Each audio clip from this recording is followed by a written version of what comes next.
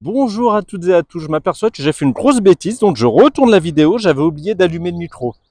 Regardez cette belle tranchée, ce rail, on va l'allonger, et regardez-moi ce magnifique viaduc. Viaduc qu'on connaît énormément en passant dessous d'habitude, c'est le viaduc de Bramefond sur la ligne de Souillac en direction de Martel et Saint-Denis-près-Martel. Sur l'ancienne ligne de Bordeaux à Aurillac, qui est toujours exploité jusqu'à Sarlat et après de ce côté-ci à Saint-Denis-près-Martel. Je m'assois, c'est pas que j'ai le vertige, mais je m'assois un petit peu. Donc pourquoi venir ici? J'ai découvert ce spot tout simplement à moto en descendant de Brive. J'étais toujours passé en dessous par la route qui est ici, hein, qui va en direction de Martel. Mais j'avais toujours cette curiosité de voir comment ce serait au-dessus. Et puis là, il y a quelques jours, en passant par la route, quelle surprise!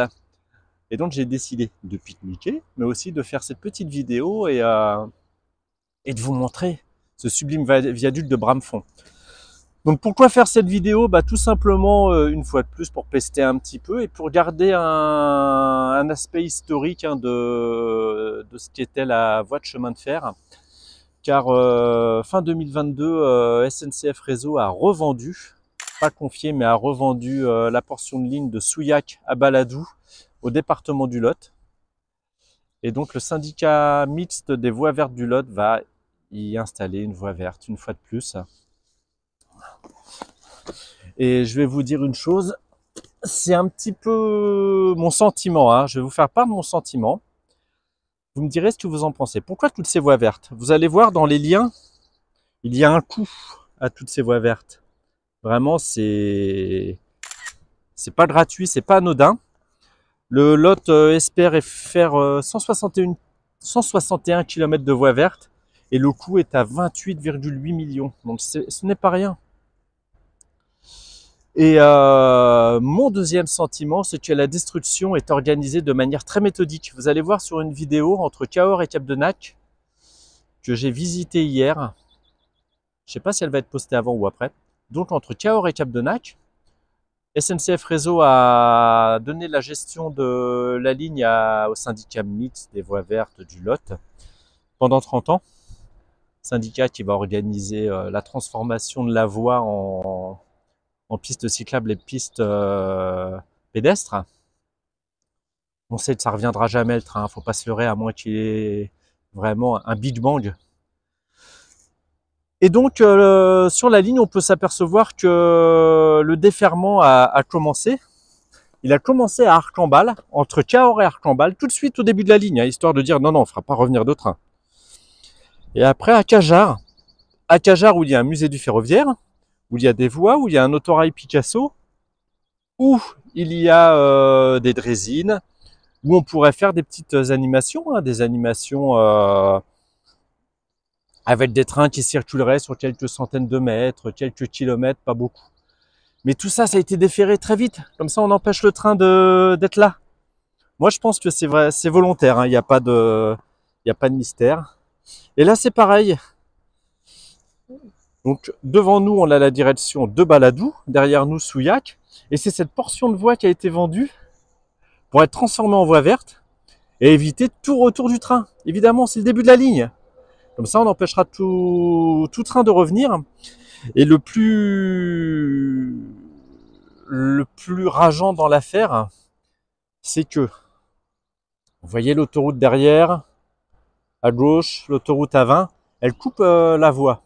Mais dans la concession de construction de l'autoroute, s'il y avait une réutilisation de la ligne, le concessionnaire a l'obligation de remettre en service la portion de voie qu'il a coupée. Et le chemin de fer du Haut-Quercy, un peu plus loin, à Martel, souhaitait faire circuler des trains entre Martel jusqu'à Souillac. Donc, par ce sublime viaduc de Bramefond, et jusqu'à Souillac, là où on rejoint la ligne Paris-Orléans, Limoges-Toulouse. Et vraiment, c'était superbe. Imaginez la circulation avec la vue sur ce viaduc. Et ensuite, à arriver en gare de Souillac, où là, on On peut facilement accueillir les futurs voyageurs, les touristes qui veulent découvrir cette portion de voie. Et vous voyez, ça a été méthodiquement détruit pour empêcher. Vous me direz, ça avait un coût. Ouais, mais les voies vertes, je vous disais 28 millions 8. Là, pour refaire cette portion de voie. Bon, le concessionnaire d'autoroute, il prenait en charge la partie coupée. Mais là, il n'y a pas grand-chose, hein. On imagine une vitesse de 10-20 km/h sur le viaduc, 20 km/h ici jusqu'à Souillac. Les normes de sécurité ne sont pas aussi draconiennes que sur le réseau ferré classique, hein, où on a tous nos trains de voyageurs. Donc là, c'était des traverses à changer, le rail à vérifier, un petit peu bourrer la voie pour pas qu'elle gigote trop. Et tout ça, bah, ça tombe aux oubliettes. Vous pouvez constater un petit peu ici la traverse mise en travers, donc prévue pour des travaux, mais elle n'a jamais été installée. Les derniers trains ont circulé ici en 1989, c'est-à-dire il y a 35 ans. Et bon, plus de train ne reviendra ici, hélas, malgré ce beau projet qu'il aurait pu y avoir. Et comme je vous disais, c'est très méthodique, on peut réfléchir à plein de choses. C'est pas forcément du complotisme, mais l'Europe a beaucoup subventionné les voies vertes. Donc c'est la création de tout ce qu'on appelle le parcours Eurovélo, hein, les voies EV. Et on peut imaginer que les décisionnaires, hein, utilisaient ces subventions. Et pourquoi pas, c'est une supposition, c'est un sentiment, hein, pourquoi pas un petit enrichissement personnel, c'est-à-dire qu'on fait un devis un peu biaisé, on va dire 6, 7, 8 millions d'euros. Sur le devis, ce sera 8 millions d'euros. Sur la facturation, 8 millions d'euros. Mais des sommes peuvent être passées en sous-main. C'est mon sentiment. Je ne sais pas ce que vous en pensez, vous. N'hésitez pas à me le dire. N'hésitez pas non plus à corriger si j'ai dit des bêtises au niveau de l'historique de la voie. N'hésitez pas à commenter, à me faire part de vos expériences. Peut-être que vous avez été cheminot, peut-être que vous avez été voyageur et que vous avez circulé sur cette ligne. Dites-moi comment c'était. Dites-moi vos souvenirs.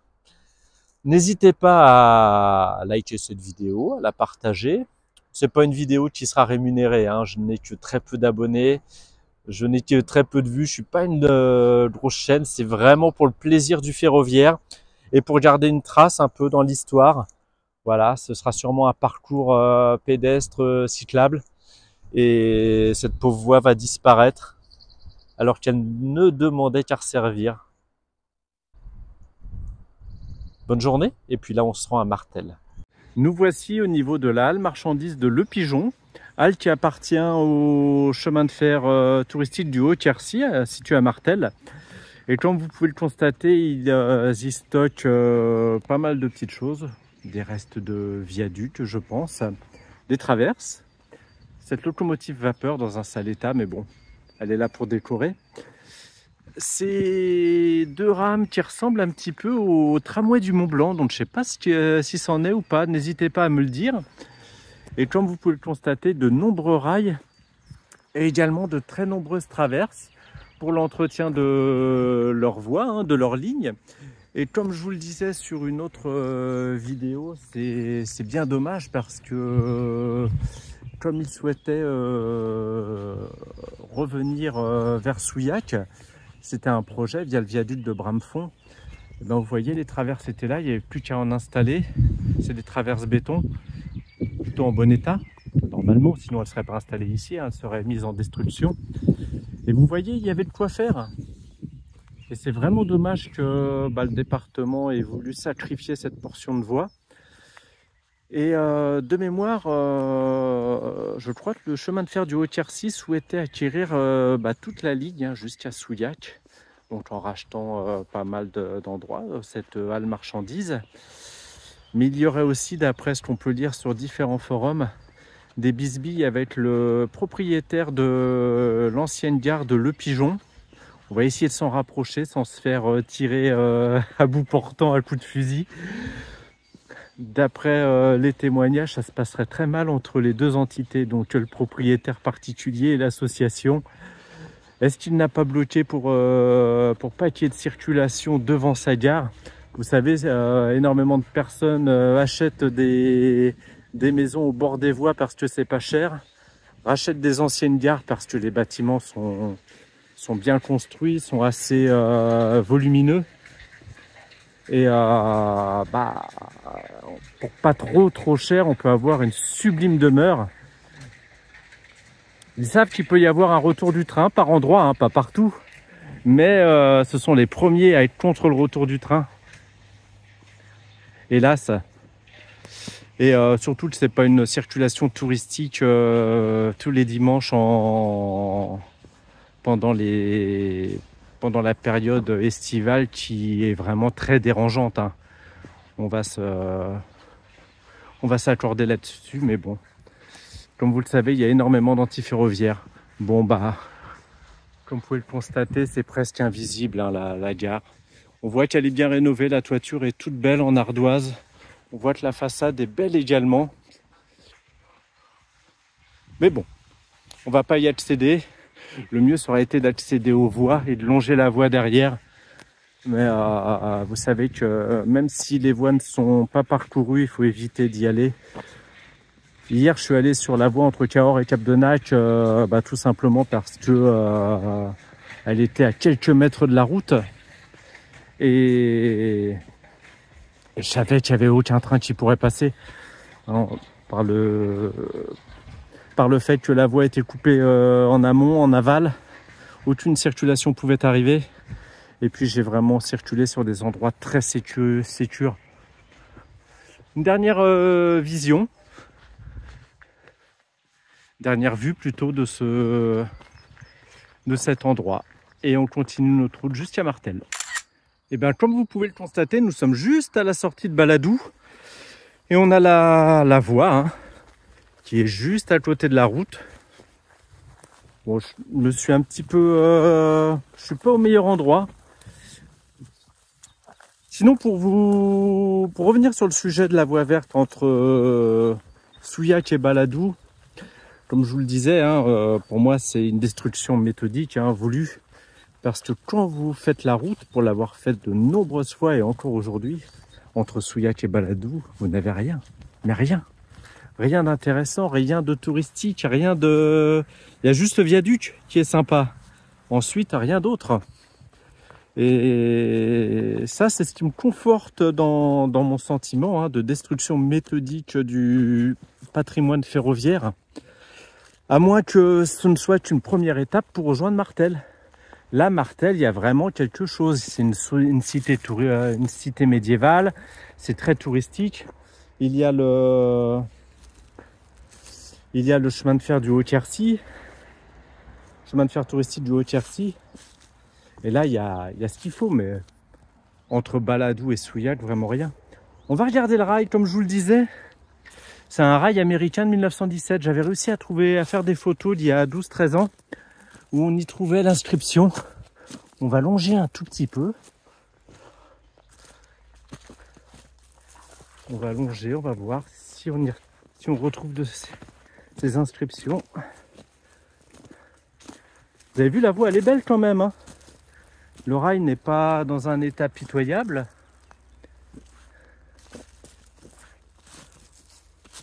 Bon, les traverses sont un petit peu cuites, hein. C'est normal. Il n'y a plus d'entretien, il n'y a plus rien. Bon, cherchons les inscriptions. Je ne vois rien pour le moment. Bah alors. Ah, ici. USA, non. 1919. Non, 1918.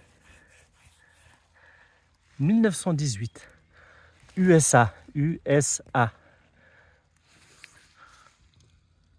Donc ici, hein, coupon de rail de 1918 pardon, et USA. Et vous pouvez voir les clous de traverse avec l'inscription 55 et 78.